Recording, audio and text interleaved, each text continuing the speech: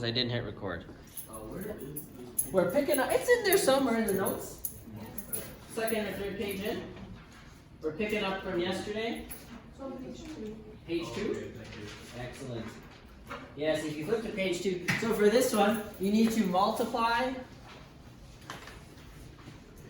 by the lowest common denominator. So if you have more than one fraction, say you had like, 2 and 3, you would multiply everything by 6, because that would get rid of everything all at once. In this case, I just have a dividing by 2. So in this case, I'm going to multiply everything by 2. So each term, but you can't just go change the trinomial. So what's the reciprocal of 2? 1 over 2. So then you multiply the whole thing by 1 over 2 so that you undo the 2, right? What's a half times 2? It's 1. So you're not going to end up changing anything, but you'll be able to factor it using a regular method. So you keep the 1/2 out there. We go 2 times 3x squared, so you get 6x squared. When you go negative 29 over 2 times 2, you just get negative 29x. And then 14 times 2 is 28.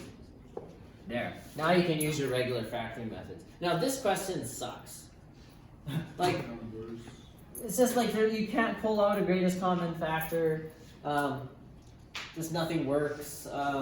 It's going to be some big numbers, like you're going to do decomp 6 times 28. So we're going to leave it here. I promise you the ones in the exercises are way easier, but you would just use regular factoring methods after this, okay?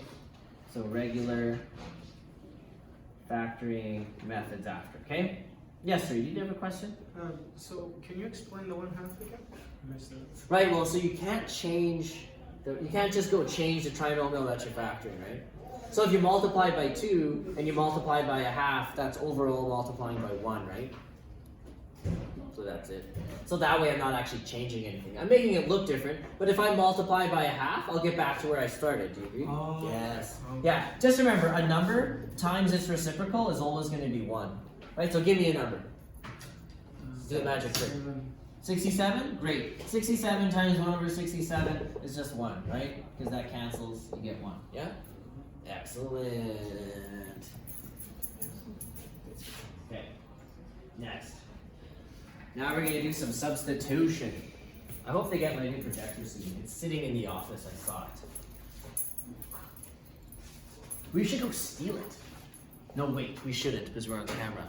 That's evidence. Edit it out. I'm too lazy to edit it out. Okay, next we're going to replace the variable in the trinomial with an expression. So first we're going to factor this one. Then, if you look ahead here, oh boy, now instead of just x squared, we have x plus 3 squared, but then x plus 3. So instead of x, we have x plus 3. So I'm going to show you a really neat way of factoring now. It's called, you could label this as like, substitution. Substitution. How do you spell it? Substitution. Yeah, that's right. Substitution factoring method. So unfortunately, I'll stick one of these on the test probably, and that's it. Then you'll never see it again, and we'll all be happier because of it. So the first one, this is a regular factoring question, yeah? Right? A is equal to 1. So I know there's going to factor to x plus or minus a number and x plus or minus a number. Two numbers that multiply to negative 16 but add to negative 6. Is it 8 and 2? If I did negative 8 and positive 2, would that work? Yes. Excellent. Now take a look at B. So for part B, how do you know you're going to use substitution factoring? Well, if you see a common binomial inside of what otherwise looks like a trinomial, this will, if you were to FOIL it all out, it would work out to a trinomial. Okay. Then you're gonna use another variable to stand in for x plus 3. You'll factor it normally, and then at the end you'll re-substitute in. So that's why it's called substitution factoring method. So let's see if I can squeeze it in down here. So you need to make a statement. Make a statement. Say let A be x plus 3. I really like that sentence. Let A be x plus 3. Think about it. Everyone good? So now, instead of having x plus 3 all over the place, wherever I have an x plus 3, I'm going to write A. So it's A squared minus 6. That's A. Minus 16. Now what does this look like? Look at question A. Is it exactly the same? Just different variable? Yeah? Okay. So we factored this one already. We know it just equals this. It's going to use A. We know it's A minus 8 and A plus 2. Okay, well, we did change we didn't change it, but we substituted in. So at the end, once you have it factored, you need to resub. We're going to resub x plus 3 for A. So wherever there's an A, I'm going to write x plus 3. So I'm going to have x plus 3 minus 8, and then x plus 3 plus 2. And then clean it up. So if there's any like terms or anything you can group, right? So 3 minus 8 is negative 5, so you get x minus 5, and then you get x plus 5, and you've now successfully factored it. So instead of foiling it all out and doing a bunch of work, by the way, x minus 5, x plus 5, what kind of special case is that? It's the answer to what kind? Starts with a D. Difference of squares, very good. Got a question? Second row. The second, like, down Here? there. Yeah, over there. Second row. Bottom. Middle one. Okay. The second one over. Yeah? Is that x plus 3 or x Yes. plus 5? Sorry, that's x plus 3. Okay. Yeah. I'm a little messy there. I'm going to erase this. Oh, we don't have to do C. C is like, it's exactly the same. It ends up being a bit more work because it's a decomp. Do you guys want to do it for review or? Can you leave this up? Oh, yeah. Yeah, that's good.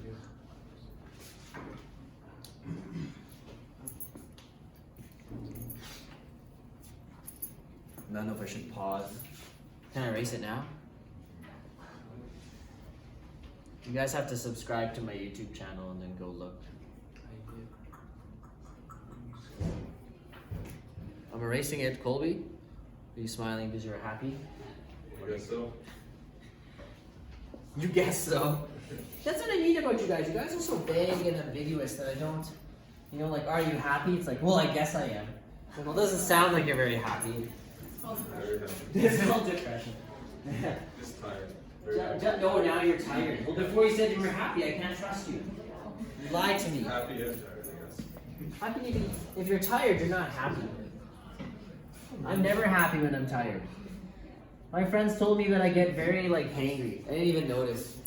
Like, when you're hungry, you get really angry. And I'm like, I didn't even notice. So, like, yeah, I start calling everybody names, and it's kind of funny when you think about it. Okay, so let's say let A be 3x plus 4. Right now, maybe minus 4? 3x minus 4. Because I'm seeing that this binomial is common to everything. Right, so it's in there, it's over there. Like, I don't want to FOIL that out. So I'm just gonna replace it. So I'm now gonna say 6a squared minus 21a plus 15. Yeah, and now I can factor normally. This is a decomp, but is there a greatest common factor? 3. 3. Yeah, 3. I can pull out a 3. Now I get 2a squared minus, 7a plus 5. All that does is makes the number smaller. And sometimes take a decomp and turn it into a regular question. But now I'm looking for two numbers that multiply to a times c. So I need to multiply to 10. Has to add up to the b term, which is negative 7. And I think it's going to be 2 and 5, and if they're both negative, that's going to work. Do you guys agree? Yeah. Excellent. So now rewrite that middle term, decompose. Okay, now decompose. So that middle term I'm going to split up. I'm going to write the negative 2a first, and the negative 5. There we go. Give you a moment to make sure you're caught up. I like to double check and just ensure that that is negative 7a. And now, regular decomposition, so look right there. I'm going to show you the fast way of doing it, by the way. There's a faster way. So what I do is I just leave some room for my two binomials, and I ask myself, well, what number am I going to pull out here from the first two? 2a. So I pull out a 2a. I write that here. This is the bracket. Remember, you get the bracket, you get two of the same, right? So I'm just going to have one of them right here because there's only one in my answer. When I pull out 2a, I get a minus 1. Right? So 2a squared divided by 2a is a. Negative 2a divided by 2a is negative 1. Then I look at the last two terms and I say, okay, well here, I'm going to pull out, I need to get positive a, so I'm going to pull out a negative 5, and then I double check, do I get a minus 1 again? So this divided by that is a, 5 divided by negative 5 is negative 1, you're done. You've eliminated a whole step, which saves you a lot of time. Questions? I think I need to go yell at these people. They're making a lot of noise. If you just try to do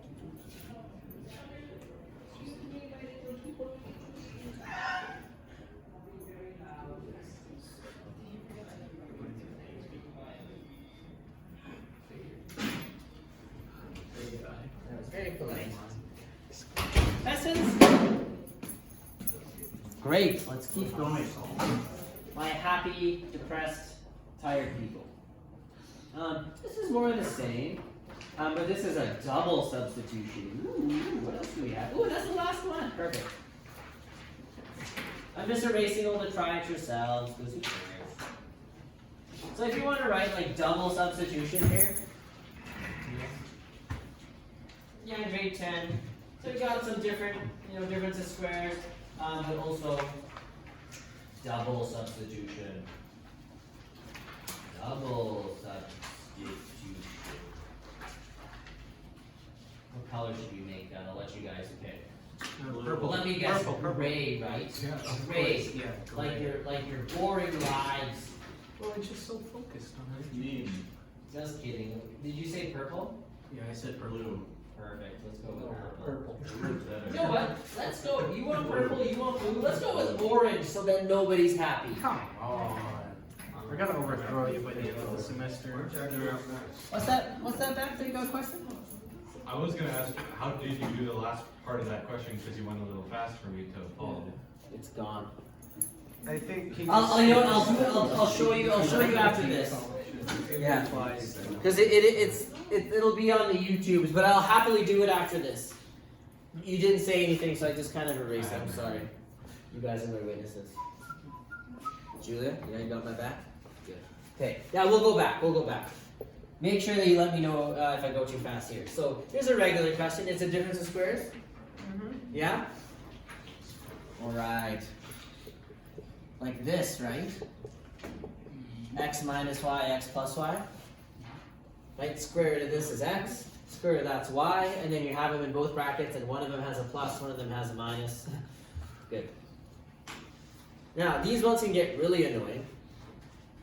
Unfortunately, I have to show you it's in the curriculum, but we don't spend much time after this on this. So this one is like, well, I don't want to FOIL that out. I don't want to FOIL that out. There's two different variables. I'm never going to factor this, right? Well, that's a sign that maybe you can do a double substitution. Because if I look at this has a very similar, like I'm looking at it like it almost looks like a difference of squares, right? So I'm just going to say, well, all right, let A be 2x minus 1. Let's see what happens if I do a double substitution. And I say let B be y plus 4.